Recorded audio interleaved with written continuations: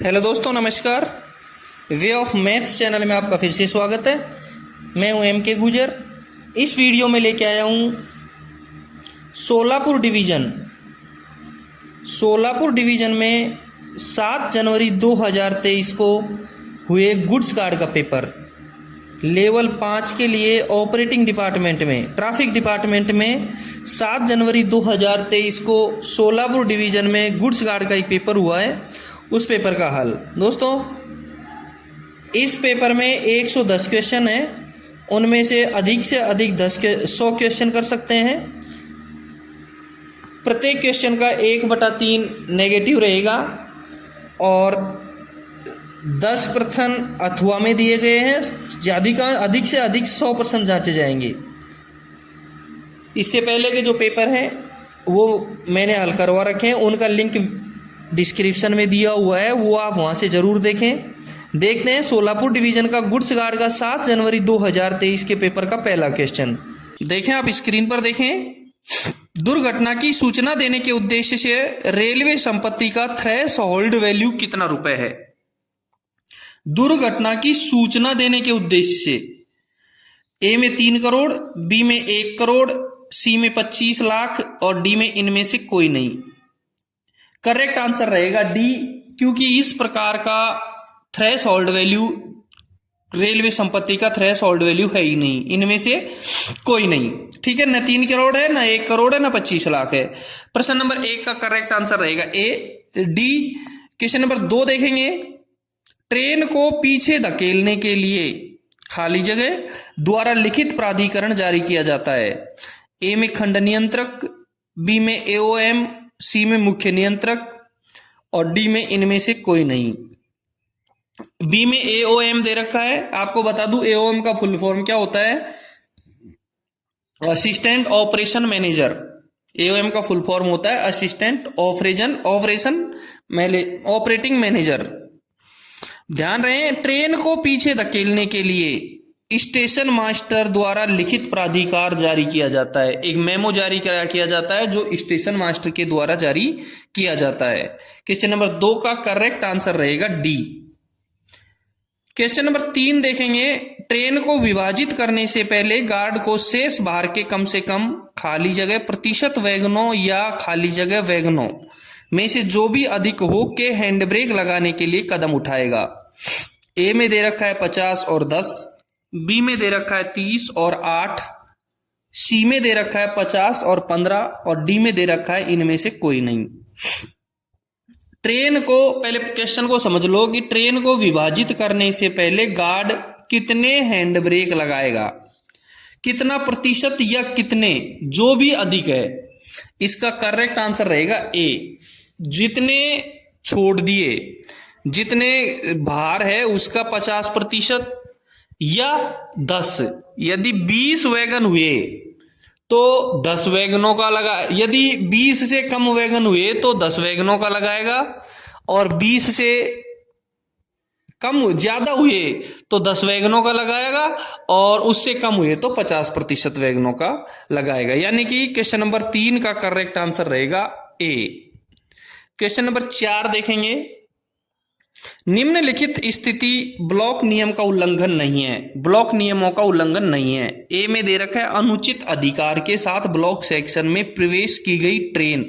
अनुचित अधिकार के साथ ब्लॉक सेक्शन में प्रवेश की गई ट्रेन बिल्कुल ब्लॉक नियमों का उल्लंघन किया है। बी में देखेंगे कैच साइडिंग पर गाड़ी का प्रवेश। यदि कैच साइडिंग में गाड़ी प्रवेश कर गई है तो ब्लॉक नियमों का उल्लंघन हुआ है। सी में दे रखा है गलत लाइन पर गाड़ी का आगमन। यदि गलत लाइन का गाड़ी में आगमन हुआ है तो ब्लॉक नियमों का उल्लंघन हुआ है। ट्रेन उचित प्राधिकरण के बिना खतरे में सिग्नल पार करती है, ये ब्लॉक नियम का उल्लंघन नहीं है। क्वेश्चन नंबर 4 में जो डी में दे रखा है ट्रेन उचित प्राधिकरण के बिना खतरे में सिग्नल पार करती है, ये ब्लॉक नियम का उल्लंघन नहीं है। ए, बी और सी में जो दे रखा है वो ब्लॉक नियम का उल्लंघन है। ठीक है, ध्यान रहे, आप Solapur division, eastern railway Solapur division के गुड्स कार्ड का पेपर 7 जनवरी 2023 का पढ़ रहे हैं। 5वां क्वेश्चन है, ओडीसी संचलन में बीडब्ल्यूएल वैगन और इंजन के बीच कम से कम कितने माल वैगन होने चाहिए? ओडीसी संचलन, ओडीसी का नाम आया है तो सबसे पहले मैं ओडीसी का फुल फॉर्म बता देता हूं आपको। ओवर डायमेंशन कंसाइनमेंट, ओडीसी का फुल फॉर्म होता है over dimension consignment. Over dimension consignment में बीडब्ल्यूएल वैगन और इंजन के बीच कितने वैगन होने जरूरी हैं? ए में दे रखा है 4, बी में दे रखा है 3, सी में दे रखा है 6 और डी में दे रखा है आवश्यक नहीं। और करेक्ट आंसर भी इसका डी रहेगा, कोई जरूरी नहीं है, कोई आवश्यकता नहीं है। ठीक है, क्वेश्चन नंबर 6 देखेंगे। उचित प्राधिकार पत्र पर सिग्नल पास करने के लिए सीटी कोड निम्नलिखित है। उचित प्राधिकार पत्र पर सिग्नल पास करने के लिए सीटी कोड निम्नलिखित है। ए में दे रखा है छोटी बड़ी छोटी। पहले मैं आपको बता देता हूं छोटी बड़ी छोटी सीटी किस किस के लिए बजाई जाती है।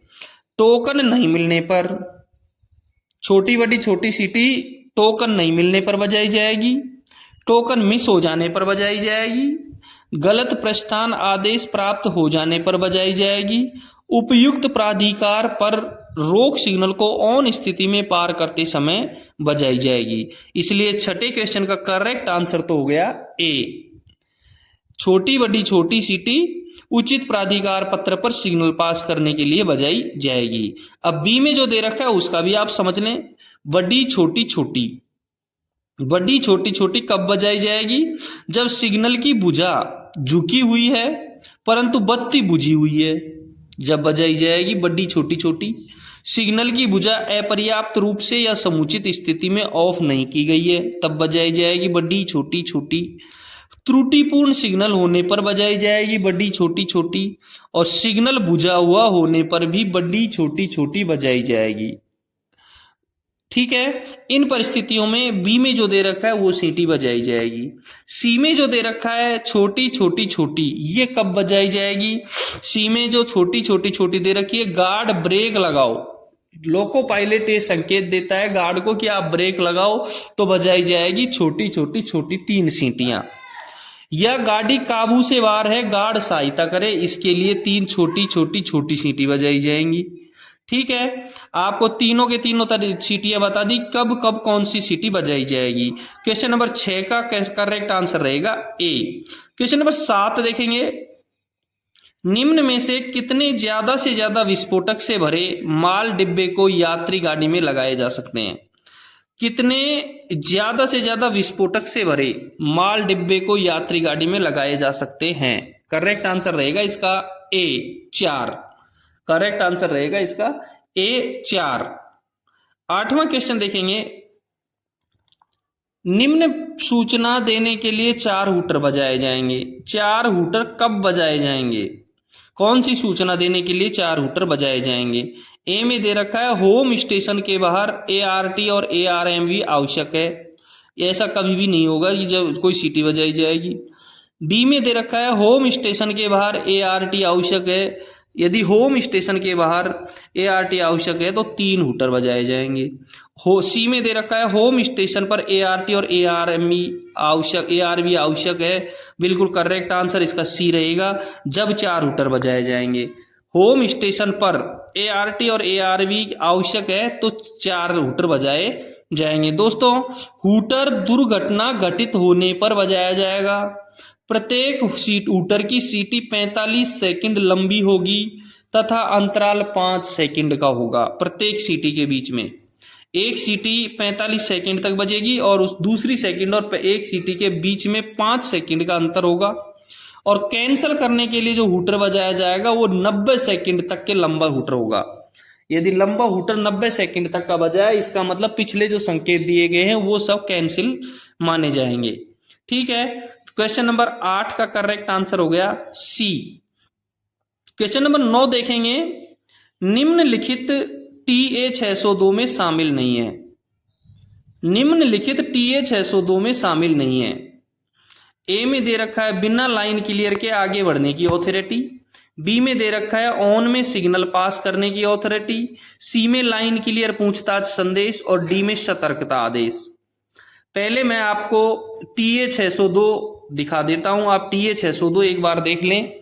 देखें स्क्रीन पर आपको TA 602 दिखा रखा है, स्क्रीन पर देखें आप TA 602 लिखा की फोटो आपको स्क्रीन पर दिखाई दे रही है। अब इसमें TH602 जो दे रखा है, इसमें आप पढ़ेंगे तो सबसे ऊपर बीच में नीचे मोटे अक्षरों में, सबसे ऊपर बीच में मोटे अक्षरों में आपको दिखाई दे रहा है, साफ लिखा है authority to proceed without line clear. ऊपर साफ लिख रखा है authority to proceed without line clear. इसका मतलब ये तो क्लियर हो गया कि बिना लाइन क्लियर के आगे बढ़ने की ऑथोरिटी TH602 होती है। ठीक है, नीचे थोड़ा सा नीचे देखो, इसमें लिखा है authority to pass signal on position, यानी कि authority to pass signal on position, यानी कि ऑन स्थिति में सिग्नल को पास करने की ऑथोरिटी भी ये है TH602 में। अब इसके नीचे जो कॉलम है उसमें लिख रखा है, देखो नीचे के कॉलम में क्वेश्चन ऑर्डर लिखा है, जिसके नीचे आपको सारणी भी दी गई है, क्वेश्चन ऑर्डर जैसे बनाते हैं वैसे T409 की तरह टेबल है। इसका मतलब इसमें T409 यानी क्वेश्चन ऑर्डर भी है। आपको ऊपर ही ऊपर बिना लाइन क्लियर के आगे बढ़ने की ऑथोरिटी मिल गई, ऊपर ही ऊपर सबसे पहले लिख रखा है ना authority to proceed without line clear. दूसरा, आपको ऑन स्थिति में पास करने की ऑथोरिटी मिल गई सिग्नल को, authority to pass signal on position. और तीसरे नंबर पे आपको क्वेश्चन ऑर्डर मिल गया। अब आपका 90 प्रश्न पे चलते हैं। देखो 9वें नंबर का क्वेश्चन देखो, ए में जो दे रखा है वो मिल गया, बी में जो दे रखा है वो मिल गया, डी में जो दे रखा है वो मिल गया, केवल सी वाला लाइन क्लियर पूछताछ संदेश नहीं मिला। और लाइन क्लियर पूछताछ संदेश TE602 होता है, TH602 नहीं होता है, TE602 होता है। TH602 किसी अवरोधित ब्लॉक सेक्शन में राहत इंजन या गाड़ी भेजने का प्राधिकार है। TH602 क्या है? किसी ब्लॉक सेक्शन में राहत इंजन या गाड़ी भेजने का प्राधिकार है TH602। ठीक है, क्वेश्चन नंबर 9 का करेक्ट आंसर रहेगा सी। क्वेश्चन नंबर 10 देखेंगे, स्टेशन स्टाफ की ओर से गार्ड के साथ हाथ सिग्नल का आदान प्रदान करने में विफलता, खाली जगह में टिप्पणी की जाएगी। यदि स्टेशन स्टाफ की ओर से गार्ड के साथ हाथ सिग्नल का आदान प्रदान नहीं हुआ तो गार्ड किसमें इसकी टिप्पणी करेगा? ए में कंबाइन ट्रेन रिपोर्ट, बी में साइन ऑफ रजिस्टर, सी में व्हीकल गाइडेंस और डी में गार्ड जर्नल। और करेक्ट आंसर गार्ड के पास होती है गार्ड जर्नल, और गार्ड जर्नल में वो इसकी टिप्पणी करेगा। दोस्तों एक बार मैं आपको बता दूं ये गार्ड जर्नल होता क्या है। ये एक प्रत्येक गार्ड को उसके निजी उपकरण के रूप में दिया जाने वाला एक महत्वपूर्ण दस्तावेज होता है। इसे अदालत के मामलों या दुर्घटना की जांच के दौरान साक्ष्य के रूप में भी प्रस्तुत किया जा सकता है। गार्ड जर्नल का नंबर रहेगा T26B। गार्ड जर्नल का नंबर रहता है T26B। इसको 3 वर्षों तक सुरक्षित रहना जरूरी है। इसकी जो अवधि होती है वो 3 वर्षों तक सुरक्षित रहना जरूरी है। इसमें जो विवरण गार्ड द्वारा दर्ज किया जाता है उनमें से जो मुख्य है वो मैं आपको बता देता हूं। गाड़ी से संबंधित सभी आवश्यक विवरण इसमें दर्ज होंगे। SLR और LR की स्थिति का इसमें दर्ज होगा। लगेज वाहन के नंबर इसमें दर्ज होंगे और उस कंपार्टमेंट के नंबर जिसमें इंश्योर्ड या कीमती पैकेज लदे हुए हैं उनके नंबर इसमें दर्ज होंगे। प्रपत्र या पैकेज जो आगे जाने वाले गार्ड को अंतिम स्टेशन पर किसी व्यक्ति को सौंपे गए हों वो पैक होंगे। पैकेज या वे बिल में यदि कोई कमी हो तो उसका विवरण भी इसमें गार्ड जर्नल में एंट्री प्रवेश लिखत में मिलेगा आपको। और गाड़ी के विलंब का विवरण और रास्ते में घटी हुई घटनाओं का संक्षिप्त विवरण भी आपको गार्ड जर्नल में मिलेगा। ये आपकी इसमें लिखे जाएंगे। यानी कि स्टेशन स्टाफ की ओर से गार्ड के साथ हाथ सिग्नल आदान प्रदान करने में जो विफलता होगी उसका गार्ड जर्नल में एंट्री करेगा गार्ड। ठीक है, 10वें क्वेश्चन का करेक्ट आंसर रहेगा डी। क्वेश्चन नंबर 11 देखेंगे, यदि ACP के कारण ट्रेन को कितने मिनट से अधिक रुकने की संभावना है तो गार्ड को गाड़ी का बचाव करना चाहिए। A में 15, B में 10, C में 20 और D में इनमें से कोई नहीं। ध्यान रहे जो ये बचाव किया जाएगा ये सामान्य नियम 6.03 के अनुसार किया जाएगा। ये जो बचाव किया जाएगा ये 6.03 के अनुसार किया जाएगा। सामान्य नियम 6.03 के 1 के खेमे लिखा है कि गाड़ी की सुरक्षा के लिए पीछे जाने वाला व्यक्ति किसी भी आती हुई गाड़ी को रोकने के लिए उसे लगातार हैंड डेंजर सिग्नल दिखाएगा। हैंड डेंजर सिग्नल हाथ का लाल सिग्नल दिखाएगा और हैंड सिग्नल के अतिरिक्त अपने साथ पटाखे ले जाएगा और उन्हें उस लाइन पर रखेगा जिस पर अवरोध हुआ है। पटाखे कैसे रखने हैं ये भी आपको मैं बता देता हूं। एक पटाखा अपनी गाड़ी से 600 मीटर की दूरी पर अपने जाने की दिशा में रखेगा और 3 पटाखे जो एक दूसरे से प्रत्येक 10 मीटर के दूर होंगे उस स्थान से जहां गाड़ी खड़ी हो 1200 मीटर की दूरी पर रखेगा।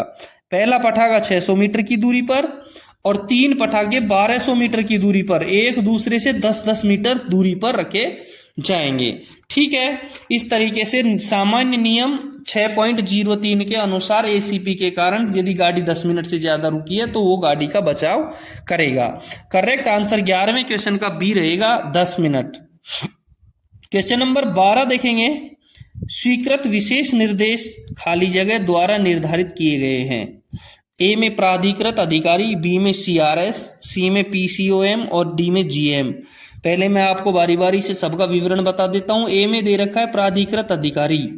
ध्यान रहे सामान्य नियम 1.02 के 5 में साफ लिखा है कि प्राधिकृत अधिकारी का अभिप्राय रेल प्रशासन के साधारण या विशेष आदेश द्वारा नाम से अथवा पद के आधार पर अनुदेश देने या कोई अन्य कार्य करने के लिए सशक्त किए गए किसी व्यक्ति से है।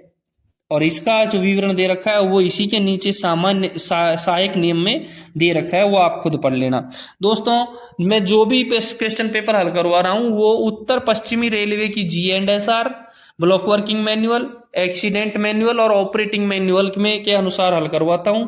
यदि कोई कंफ्यूजन रहे तो आप अपने डिवीजन या रेलवे का जी&एस-आर या किताबें सेफ्टी की जरूर देख लें एक बार। दूसरे इसमें दे रखा है सीआरएस दे रखा है। सीआरएस का मतलब होता है कमिश्नर ऑफ रेलवे सेफ्टी। सी में दे रखा है पीसीओएम, प्रिंसिपल चीफ ऑपरेशन मैनेजर, और डी में दे रखा है जीएम, जनरल मैनेजर। ध्यान रहे जीआर सामान्य नियम 1.02 के 4 में लिखा है कि अनुमोदित विशेष अनुदेश का अभिप्राय रेल संरक्षा आयुक्त द्वारा अनुमोदित या निर्धारित विशेष अनुदेश से है। तो क्वेश्चन नंबर 12 का करेक्ट आंसर हो गया सीआरएस। क्वेश्चन नंबर 12 का करेक्ट आंसर हो गया सीआरएस। स्वीकृत विशेष निर्देश सीआरएस द्वारा निर्धारित किए गए हैं। ठीक है, क्वेश्चन नंबर 13 देखेंगे। निम्नलिखित में से कौन सा प्राधिकार पत्र आगे बढ़ने का अधिकार नहीं है। ए में दे रखा है T3693B, बी में लास्ट स्टॉप सिग्नल, सी में दे रखा है टोकन और डी में दे रखा है 3691। देखो ए में दे रखा है 3693B, ऑन अथवा खराब स्थिति में सिग्नल को पार करने के लिए दिया जाने वाला प्राधिकार। ये इसके द्वारा इसको देने के बाद में गाड़ी आगे बढ़ने का प्राधिकार है। बी में दे रखा है last stop signal, advance starter, इसको झुकाने के बाद भी गाड़ी आगे बढ़ सकती है। सी में दे रखा है टोकन को देने के बाद भी गाड़ी आगे ब्लॉक सेक्शन में प्रवेश कर सकती है। लेकिन डी में 3691 दे रखा है, ये पिछले स्टेशन से दिया जाने वाला प्राधिकार है। इसको चाहे पिछले स्टेशन वाला दे या न दे, गाड़ी को तो मेन स्टेशन पर आना ही है। इसलिए इसका करेक्ट आंसर रह जाएगा डी। करेक्ट आंसर होगा डी। ठीक है, डी में जो दे रखा है वो होता है त्रुटिपूर्ण सिग्नलों को ऑन स्थिति में पार करने के लिए अग्रिम प्राधिकार होता है ये T3691। 14वां नंबर का क्वेश्चन देखेंगे।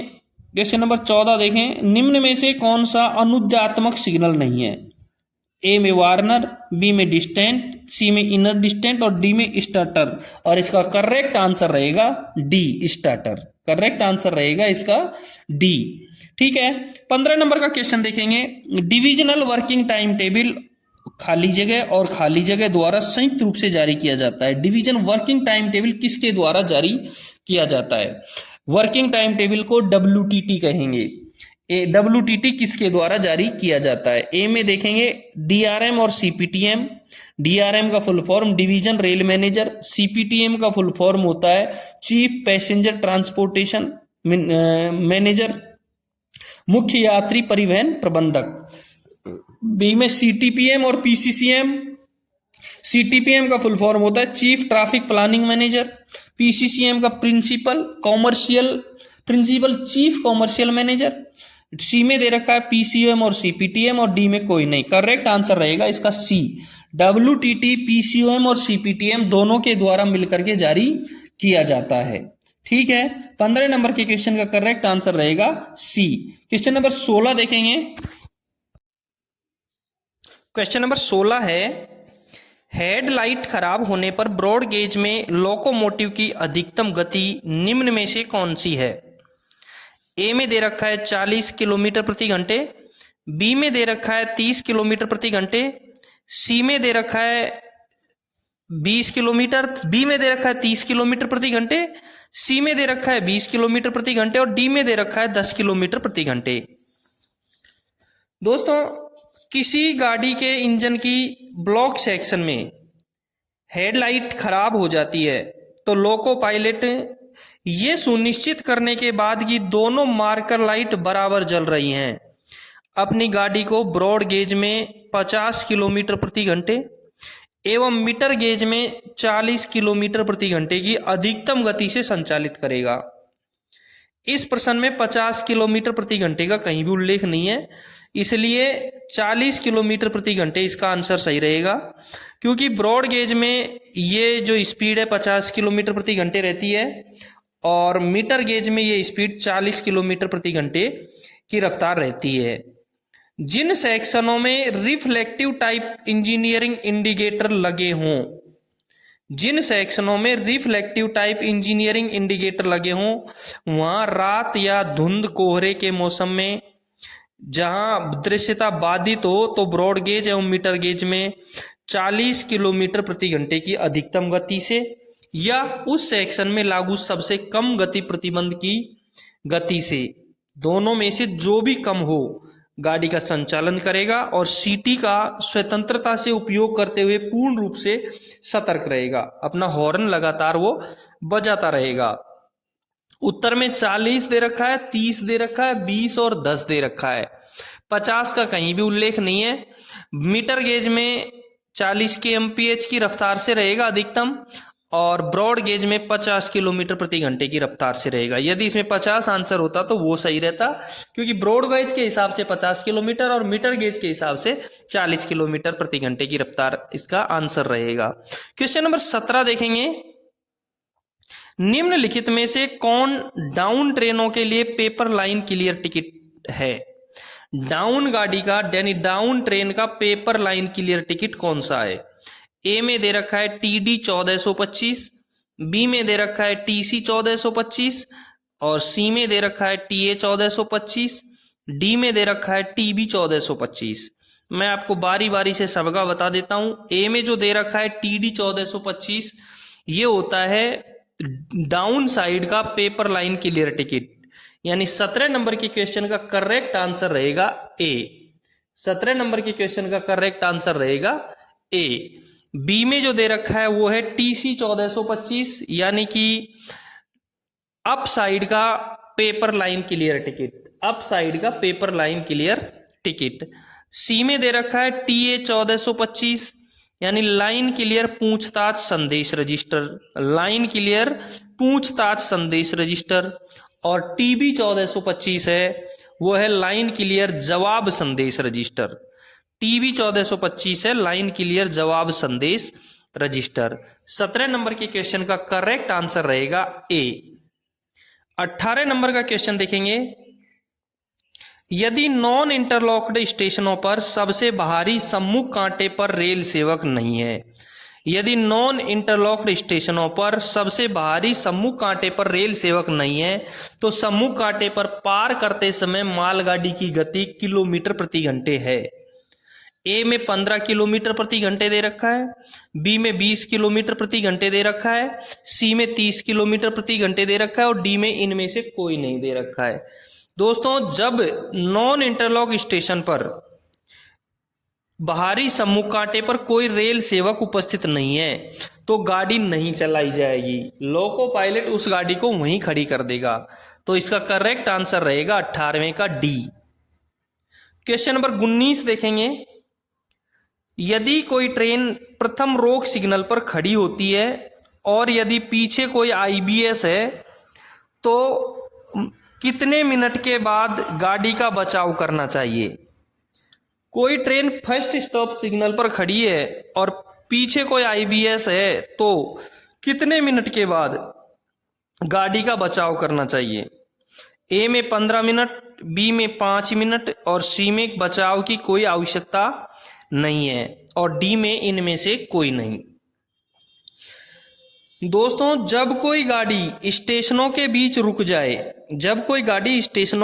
रुक जाए, और वह 5 मिनट से अधिक रुकती है या रुकने की संभावना है तो गाड़ी का बचाव किसी भी गेज में गार्ड के द्वारा पीछे की ओर गाड़ी से 250 मीटर की दूरी पर एक पटाखा और 500 मीटर की दूरी पर 2 पटाखे लगाकर किया जाएगा जो एक दूसरे से 10 मीटर दूर होंगे।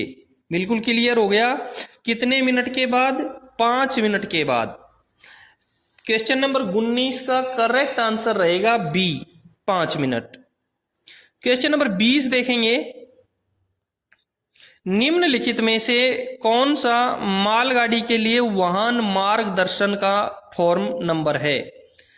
वाहन मार्गदर्शन, इसको अंग्रेजी में व्हीकल गाइडेंस कहते हैं। गार्ड के पास एक निश्चित डॉक्यूमेंट्स होता है, मालगाड़ी का हो या सवारी गाड़ी का, उसको वाहन मार्गदर्शन कहते हैं, यानी व्हीकल गाइडेंस, कि इस गाड़ी में लोको का नंबर क्या है, कितने कोच हैं और कहाँ के हैं, ये इसमें गाइडेंस रहता है। इसका नंबर क्या है? ए में T81F, बी में T81FA और सी में T81। इसका करेक्ट आंसर हो गया T81F, ए इसका करेक्ट आंसर रहेगा। उत्तर पश्चिमी रेलवे में व्हीकल गाइडेंस का जो नंबर होता है वो T152B होता है। NWR में व्हीकल गाइडेंस का जो नंबर होता है वो T152B होता है। ठीक है दोस्तों, इसमें मेरे द्वारा जो भी पेपर पढ़ाए जाते हैं वो NWR की G&SR block working manual, accident manual के आधार पर हल करवाए जाते हैं। यदि किसी भी प्रकार की त्रुटि मिले या वेरिएशन मिले, मिलान नहीं हो पाए, तो आप एक बार अपने डिवीजन या रेलवे का G&SR या रूल बुक्स जरूर देख लें। 21 नंबर के क्वेश्चन देखेंगे। निम्नलिखित में से कौन सा गुड्स गार्ड के निजी स्टोर में रबर वॉशर की संख्या है? निम्नलिखित में से कौन सा गुड्स गार्ड के निजी स्टोर में रबर वॉशर की संख्या है? ए में दे रखा है 1, बी में दे रखा है 2, सी में दे रखा है 3 और डी में दे रखा है 4। करेक्ट आंसर रहेगा इसका 3। क्वेश्चन नंबर 21 का करेक्ट आंसर रहेगा 3। क्वेश्चन नंबर 22 देखेंगे। गार्ड और लोको पायलट के बीच निम्नलिखित को छोड़कर हाथ के संकेतों का आदान प्रदान किया जाना चाहिए।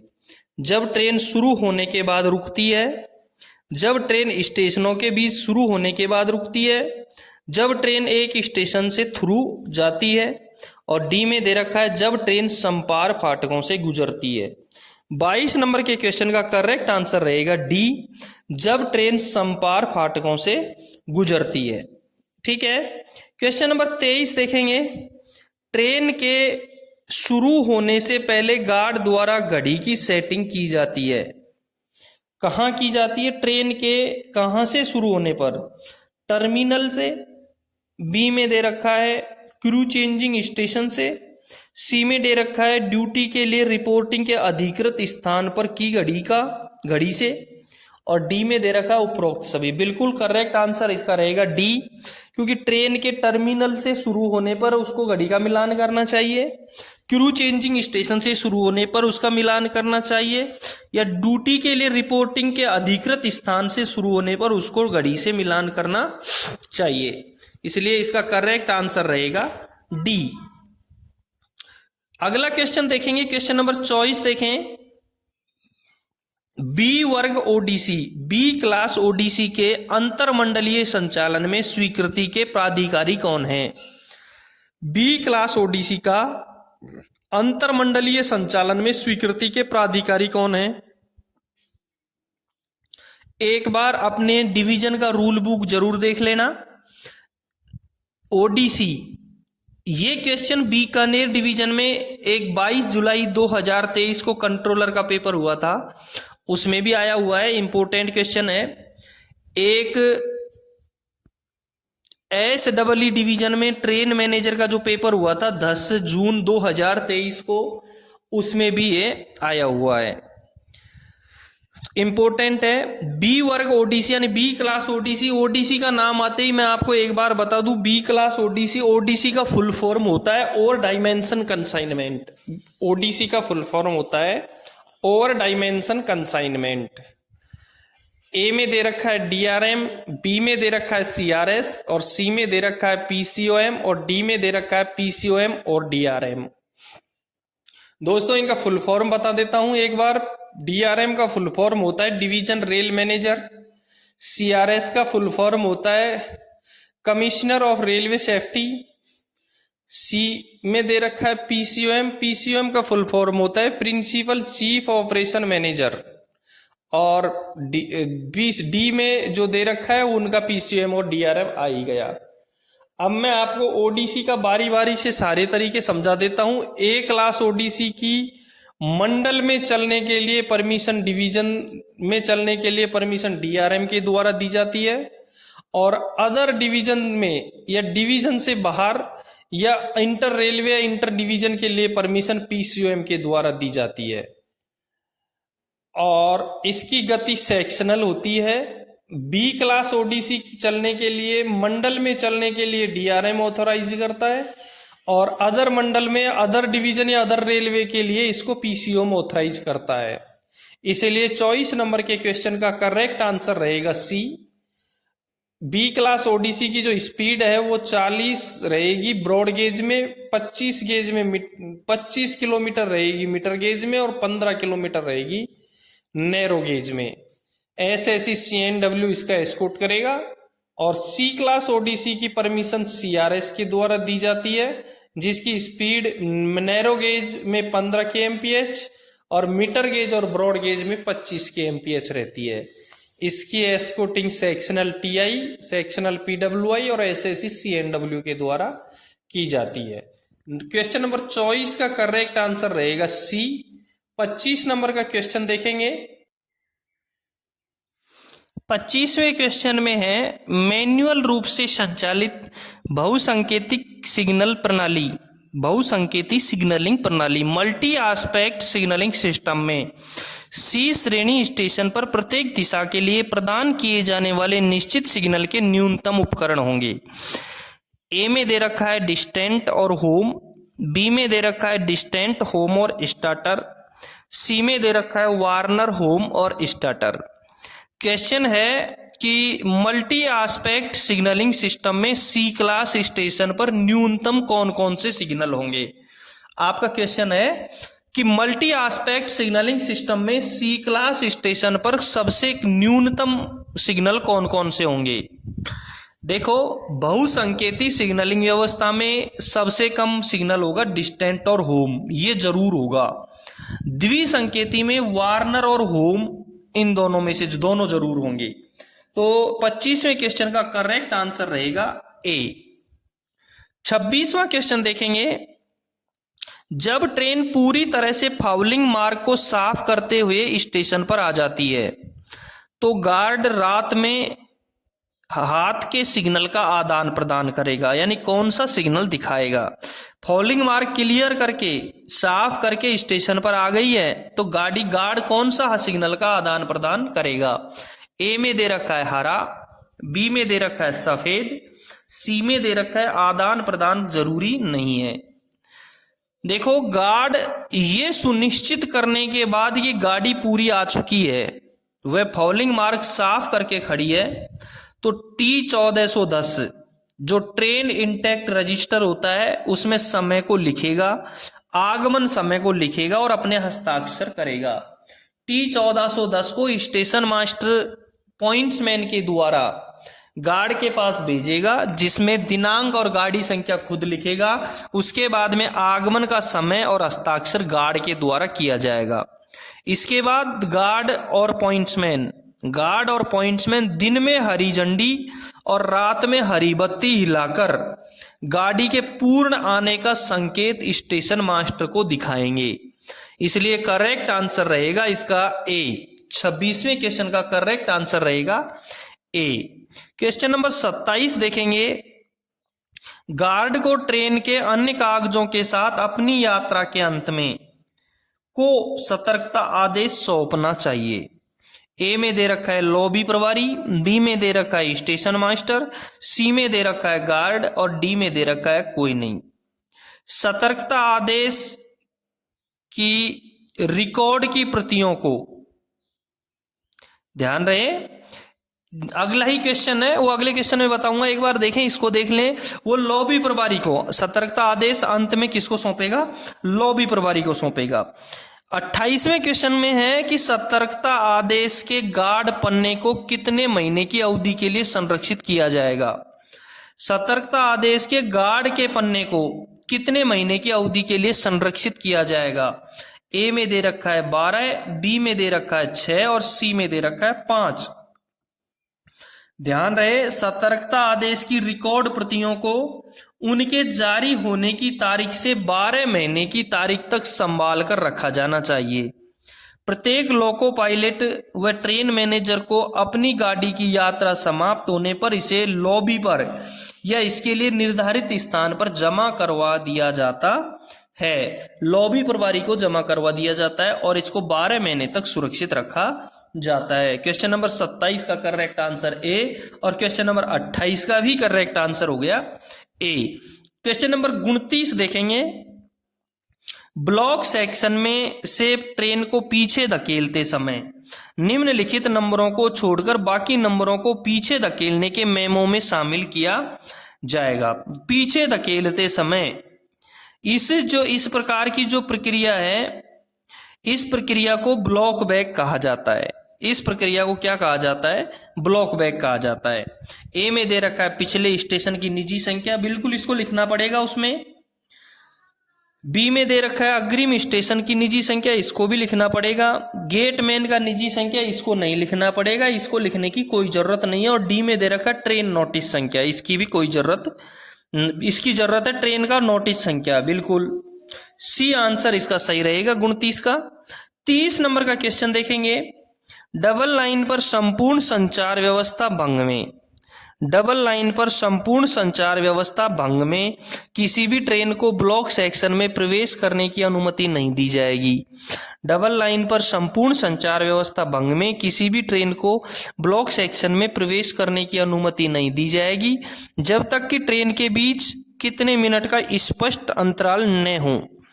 ए में दे रखा है 20 मिनट, बी में दे रखा है 30 मिनट, सी में दे रखा है 15 मिनट।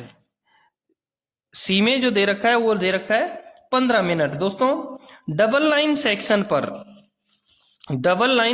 पर पूर्ण संचार व्यवस्था भंग हो जाने पर दोनों तरफ के जो स्टेशन मास्टर हैं वो किसी भी गाड़ी को अगले ब्लॉक सेक्शन में भेजने से पूर्व गाड़ी को स्टेशन पर रोकेंगे तथा लोको पायलट और ट्रेन मैनेजर को पूर्ण संचार व्यवस्था भंग होने की परिस्थिति से अवगत कराएंगे। पहले वो दोनों रोकेंगे और ट्रेन मैनेजर और लोको पायलट दोनों को पूर्ण संचार व्यवस्था भंग होने की परिस्थिति से अवगत कराएंगे। गाड़ियों को अपने अपने स्टेशन से प्रभावित ब्लॉक सेक्शन में सही लाइन से ही भेजा जाएगा। प्रत्येक गाड़ी के लोको पायलट को स्टेशन मास्टर द्वारा TC 602 का प्राधिकार दिया जाएगा। ये जो TC 602 का प्राधिकार होता है वो डबल लाइन पर पूर्ण संचार भंग के दौरान गाड़ी को संचालन करने का प्राधिकार होता है। तो लोको पायलट, प्रत्येक गाड़ी के लोको पायलट को स्टेशन मास्टर द्वारा TC 602 का प्राधिकार जारी किया जाएगा। ये प्राधिकार 2 प्रति में बनाया जाता है, एक लोको पायलट को और एक रिकॉर्ड के लिए। इस प्राधिकार में 3 प्राधिकार शामिल होते हैं। जो पहला है वो है बिना लाइन क्लियर के अगले ब्लॉक स्टेशन तक जाने का प्राधिकार। दूसरा इसमें सतर्कता आदेश होता है सतर्कता आदेश होता है कि जब दृश्यता साफ हो तो गति 25 किलोमीटर प्रति घंटे की होगी, और दृश्यता साफ नहीं हो तो गति 10 किलोमीटर प्रति घंटे से अधिक नहीं होनी चाहिए। तीसरा जो इसमें दिया होता है वो होता है अंतिम रोक सिग्नल को ऑन स्थिति में पार करने का प्राधिकार। अंतिम रोक सिग्नल को ऑन स्थिति में पार करने का प्राधिकार। किसी भी गाड़ी को ब्लॉक सेक्शन में प्रवेश की अनुमति तब तक नहीं दी जाएगी। किसी भी गाड़ी को ब्लॉक सेक्शन में प्रवेश की अनुमति तब तक नहीं दी जाएगी जब तक कि जिस गाड़ी को ब्लॉक सेक्शन में भेजा जाना है उससे ठीक पहले ब्लॉक सेक्शन में गई हुई गाड़ी को 30 मिनट का समय नहीं हो गया है। कितना समय नहीं हो गया है? 30 मिनट का समय नहीं हो गया है।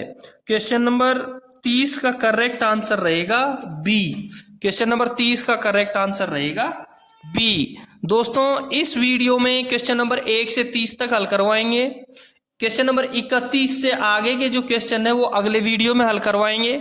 चैनल को यदि आपने सब्सक्राइब नहीं किया है तो एक बार चैनल को सब्सक्राइब जरूर कर दें। किसी भी प्रकार की पीडीएफ डाउनलोड करने के लिए, मेरे द्वारा हल करवाए गए पेपरों में से किसी भी पेपर की पीडीएफ डाउनलोड करने के लिए डिस्क्रिप्शन में टेलीग्राम चैनल का लिंक दिया गया है, उस चैनल पर क्लिक करें और वहां से अपनी पीडीएफ डाउनलोड कर लें। आपके डिवीजन में यदि कोई पेपर हुआ है तो वो मुझे जरूर भेजें। धन्यवाद। Thank you.